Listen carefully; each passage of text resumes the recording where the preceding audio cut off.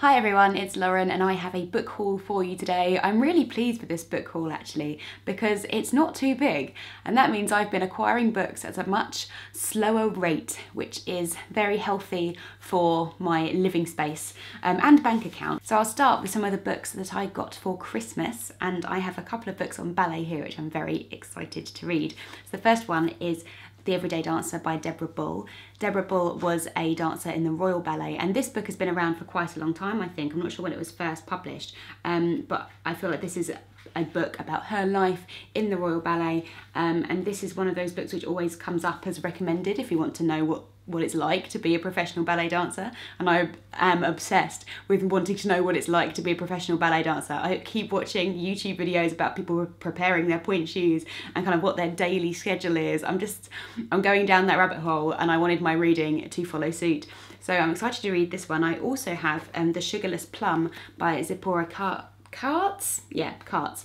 This is about a dancer who was diagnosed with diabetes and then how that affected her training and her dancing. And this one was recommended to me by somebody who commented on a video, and I think when I talked about dance. So thank you very much to the person who recommended that. I would also like to read some more fiction books on dance as well. So if anybody has any recommendations of books that aren't YA about ballet, I would be all over that, because I enjoyed reading The Crane's Dance a few years ago by Meg Howry, I think.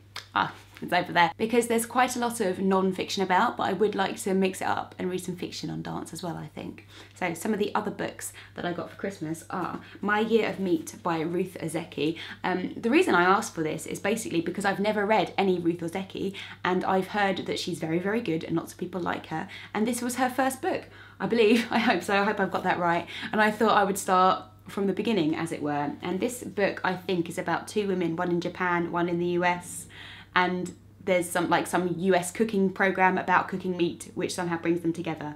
That's what I think, but I'll be honest, I just picked it up because I wanted to read some Ruth Ozeki. I wasn't like thinking about the plot or anything particularly, so I'm excited to read her. Another book which I just wanted to read the author of is What We Lose by Zinzi Clemens, and this is about a young woman whose mother's dying and she's mixed race, and I think it's looking back at kind of culture and family. Again, I didn't actually ask for this book based solely on the plot of the novel itself, but I had heard a lot about Zinzi Clemens. This is a debut novel that she's written, but she's been in the news kind of attacking Lena Dunham's brand of feminism, which I thought was quite interesting, and there's been a lot of praise for this book kind of as a debut, so I just thought put it on the list, see if anyone gets it for me, and they did. So I'm kind of intrigued by this one. Then we have a lovely surprise Christmas present which I got the other day from Simon at Savage Reads, and that is 3 Things About Elsie by Joanna Cannon. And this is like the best present I could have got because I was about to buy this myself, and this was going to be the next thing I bought. So I'm very pleased that he's got it for me and I hadn't already bought it. I really love Joanna Cannon's debut novel, The Trouble with Goats and Sheep, which came out last year, and this is her second. This is about an old woman in an old people's home, and she's kind of narrating the novel, I think, and telling us about her friend Elsie. And the impression I get from this book is that it's going to be very similar to The Trouble with Goats and Sheep, where it's about kind of everyday English lives and how they all intertwine together. And I also kind of get the Elizabeth is Missing vibes about this as well, because it's about an older woman kind of looking back on her life.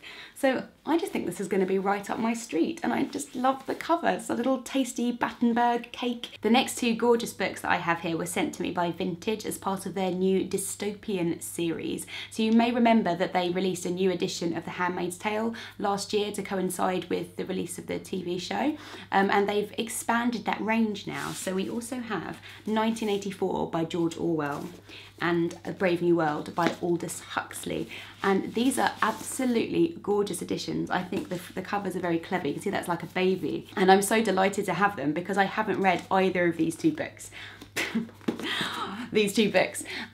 So I'm really pleased to have them in these gorgeous editions. I did post about these on Instagram when I first received them and asked people which one they thought I should get to first, and overwhelmingly people said Brave New World because this directly inspired 1984. So this is right up there on my list. If I don't read this in February, you can come back and tell me off, because this is like the next thing I want to read, because I want to try and read some more I was going to say classics, I guess more modern classic literature as well, and this is the perfect excuse. Another gorgeous edition I have here is Folk by Zooey Gilbert. Now this was sent to me by Bloomsbury, and this is about an island community, I believe, but it's kind of a fantastical island called Neverness, and there's a child that's born with a wing instead of an arm, a young girl who gets taken by a monster to its like underwater lair, and it sounds really gorgeous, like a mix of fairy tales and kind of folklore.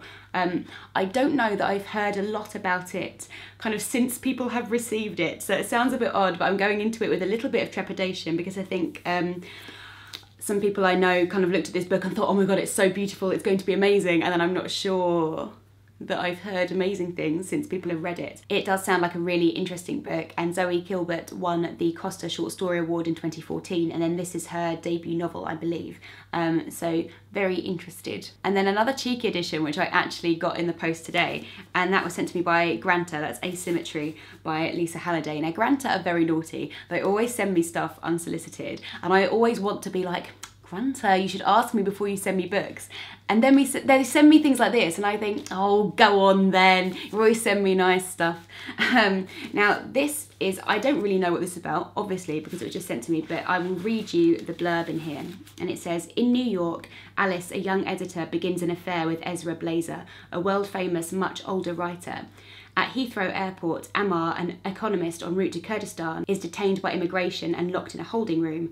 And some years later, Ezra Blazer reappears as a castaway on desert island discs to reflect on his legacy, life and love. So it sounds like kind of a cast of characters looking at different people's lives across time, across places. It says here, it challenges the power plays between the imbalances of contemporary life, between male and female, young and old, West and Middle East, talent and luck, and the personal and political. So it sounds quite timely from that description. And, you know, I'm a sucker for a pretty book and a nice cover. And it's another debut novel as well.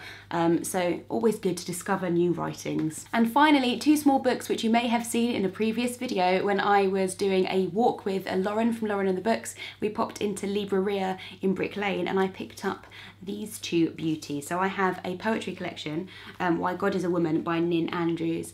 Now this book is basically, this was recommended by Jen Campbell like a million years ago. It's not stocked in a lot of bookshops in the UK. I certainly haven't seen it in a physical bookshop. So since it was in there while we were in Libreria, I thought I'd better pick it up. I think all of these poems are about a kind of utopia sort of idea where it's just women ruling the world. And I also picked up Women and Power by Mary Beard. If you don't know who Mary Beard is, she's quite a famous academic in the UK. She studies Greek and Roman history and she's done some TV programmes. She's quite outspoken kind of on Twitter and in the press, and she's just completely fantastic.